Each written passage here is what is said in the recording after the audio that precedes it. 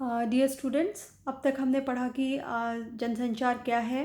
जनसंचार यानी जो जन सूचना है और जनसंचार के जो माध्यम होते हैं उसमें क्या डिफरेंस है। और हमने ये भी जाना कि मुद्रित संचार क्या होता है, जिसमें पत्रिकाएं और समाचार पत्र आता है। अब आज हम पढ़ेंगे विद्युत संचार के बारे में। जो विद्युत संचार है उसमें आता है रेडियो और टेलीविज़न। तो सबसे पहले देखिए, आकाशवाणी भारत वर्ष में 1927 में सबसे पहले 1927 में ही निजी स्वामित्व वाले ट्रांसमीटर जो थे द्वारा प्रसारण प्रारंभ हुआ था।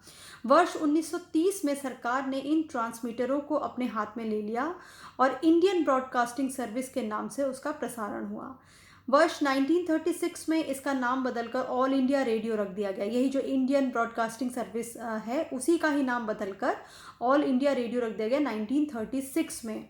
और पुनः वर्ष 1957 में यह आकाशवाणी के नाम से जाना जाता है। अब 100 वर्ष से अधिक एफएम, जो 100 से अधिक, आपको पता है कि बहुत सारे एफएम चैनल्स स्थापित हो चुके हैं। अब तो बहुत सारे वो हो गया। पहले सिर्फ यही जो आपका आकाशवाणी या ऑल इंडिया रेडियो हुआ करता था। तो आपको ये याद रखना है कि सबसे पहले जो पहला, एक तरह से अगर मैं बोलूँ कि जो स्टार्ट हुआ था रेडियो ब्रॉडकास्टिंग, वो स्टार्ट हुआ था 1927 में। और इंडिया में जो है वो इंडियन मीडिया बहुत पहले से ही एक्टिव है, यानी 18th सेंचुरी से ही इंडियन जो है वो एक्टिव है। जो प्रिंट मीडिया जो इंडिया में पहले स्टार्ट हुआ था, अगर हम प्रिंट मीडिया की बात करें जो हमने पहले पढ़ा है मुद्रित वाला, वो 1780 से ही स्टार्ट हो गया था। और जो आपका विद्युत संचार है, जो रेडियो है, वो 1927 में जो पहला ट्रांसमिशन हमारे इंडिया में किया गया था। इसके बाद अगर हम दूरदर्शन की बात करें, टेलीविज़न की, तो अब तो अनगिनत चैनल्स हैं हमारे पास।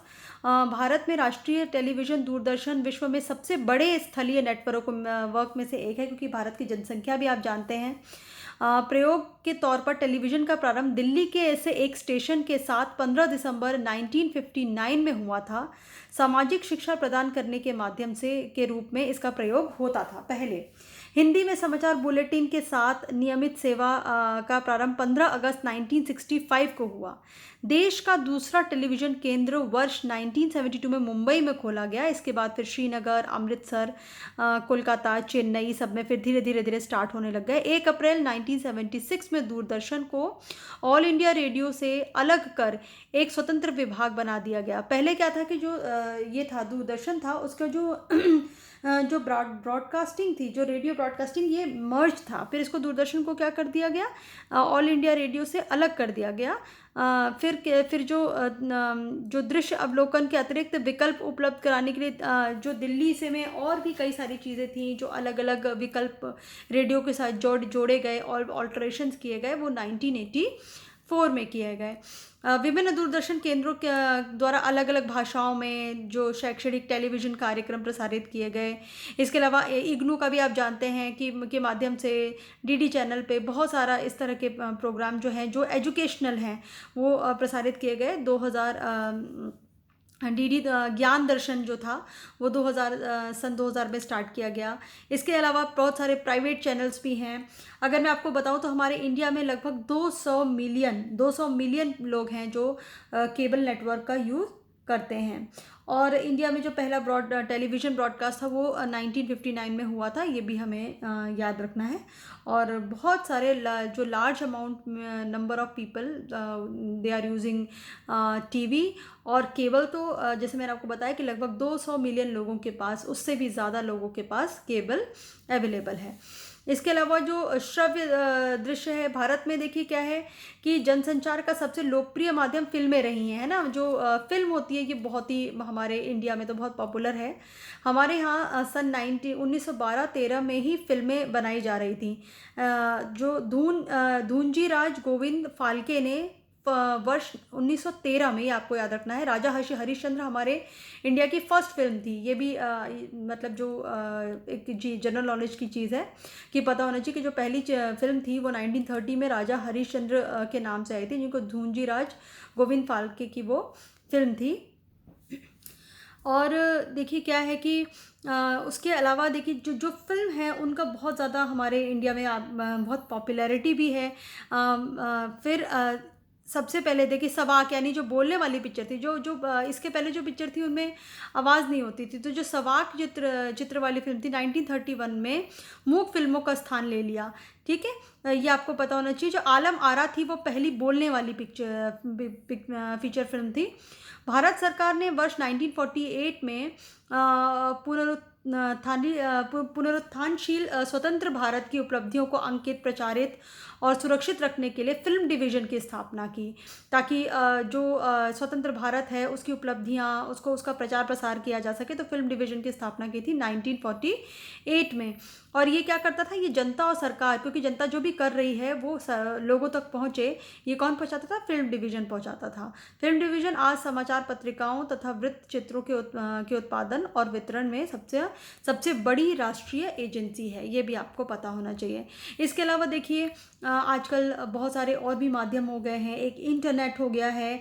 इंटरनेट जो है वो हमारे इंडिया में, अगर सबसे पहले मैं बोलूँ कि सबसे पहले इंडिया में 1995 में इंटरनेट आया था। कब आया था? 1995 में सबसे पहले इंटरनेट आया था, जिसको विदेश संचार निगम लिमिटेड के थ्रू वो आया था। फिर 1998 में गवर्नमेंट ने क्या किया, इसको एक तरह से लोगों को और भी मतलब जो प्राइवेट जो एजेंसीज़ हैं उनको ये प्रोवाइड कर दिया गया। हमारे इंडिया में आप लगभग मैं बोलूँ तो 560 मिलियन लोग जो हैं वो इंटरनेट यूज़ कर रहे हैं, और इनकी संख्या 2023 तक तो 650 मिलियन तक भी होने की पॉसिबिलिटी है। बहुत सारे लोग। और सोशल नेटवर्किंग साइट कितने लोग यूज़ कर रहे हैं? जो जो हम इंडिया में सोशल नेटवर्किंग साइट सबसे पहले आई थी 1997 में। आप सबको पता है ऑरकुट कितनी पॉपुलर साइट थी। और एक 6degrees.com एक साइट थी जो पहली सोशल नेटवर्किंग साइट इंडिया में थी। तो बहुत सारा मतलब इंडिया में जो जनसंचार, या पूरी दुनिया में मैं बोलूँ कि अब तो बहुत ज़्यादा कनेक्टिविटी हो गई। अब समाज पे देखिए, जब लोग आपस में इतना कम्युनिकेट करेंगे और इतना फ्री फ्लो लोगों का कम्युनिकेशन हो जाएगा, तो उसके कुछ प्रभाव भी पड़ेंगे। देखिए सबसे बड़ा जो प्रभाव, देखिए जो फिल्में होती हैं, आपको याद रखना है कि सबसे ज़्यादा जो प्रभाव डालती हैं वो फिल्में डालती हैं लोगों पे, क्योंकि फिल्म को लोग सुन भी सकते हैं और देख भी सकते हैं। और सबसे जो बड़ा प्रभाव देखिए, जब रामायण आया, महाभारत, इस तरह के बड़े बड़े जब सीरियल्स, मेगा सीरियल्स आए, तो लोग कितना उनसे प्रभावित हुए थे उस टाइम पे। बहुत सारा उनको वो इफ़ेक्ट उनका उस पर डाला गया, मतलब उनका इन सीरियल्स का लोगों पर पड़ा था। अब देखिए क्या है कि हाँ, ये बात सही है कि बहुत सारे जो ग्रामीण हैं अभी भी हैं, वहाँ तक अपना वहाँ अब तक केबल टीवी या बहुत ज़्यादा वहाँ पे नेटवर्क वैसा बहुत अच्छा नहीं है कि सब कुछ आ सके। लेकिन फिर भी देखिए गांव तक रेडियो के माध्यम से, टेलीविज़न के माध्यम से जितने भी ज्ञानवर्धक कार्यक्रम हैं, सांस्कृतिक, जैसे शैक्षिक, सामाजिक, स्वास्थ्य से संबंधित, वो सरकार दूरदर्शन के थ्रू ज़रूर पहुँचाने की कोशिश करती है। चाहे वो शिक्षा हो, चाहे किसानों के लिए हो, या कोई सांस्कृतिक कार्यक्रम हो, वो रेडियो के थ्रू और टेलीविज़न के थ्रू भी लोगों तक पहुंचते हैं। रेडियो की महत्ता को देखते हुए स्वास्थ्य विभाग ने उत्तर प्रदेश के दूर दराज अंचलों में रेडियो के माध्यम से पहुंचने की तैयारी की।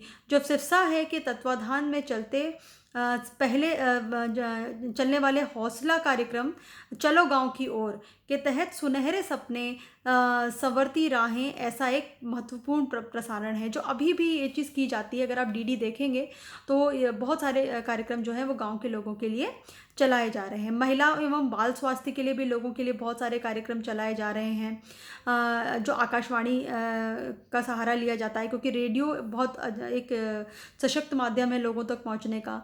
फिर राष्ट्रीय ग्रामीण स्वास्थ्य मिशन जो है के निदेशक अमित घोष के अनुसार सिरसा के सहयोग से चलने वाले इस कार्यक्रम में सुनहरे सपने या संवरती राहें नाम के धारावाहिक तैयार किए गए हैं। जिसको धारावाहिक क्या है, धारावाहिक इसलिए तैयार किए गए हैं कि लोग अगर नाटक के रूप में उनको देखेंगे तो वो अपने हेल्थ के प्रति और ज़्यादा जागरूक हो सकेंगे।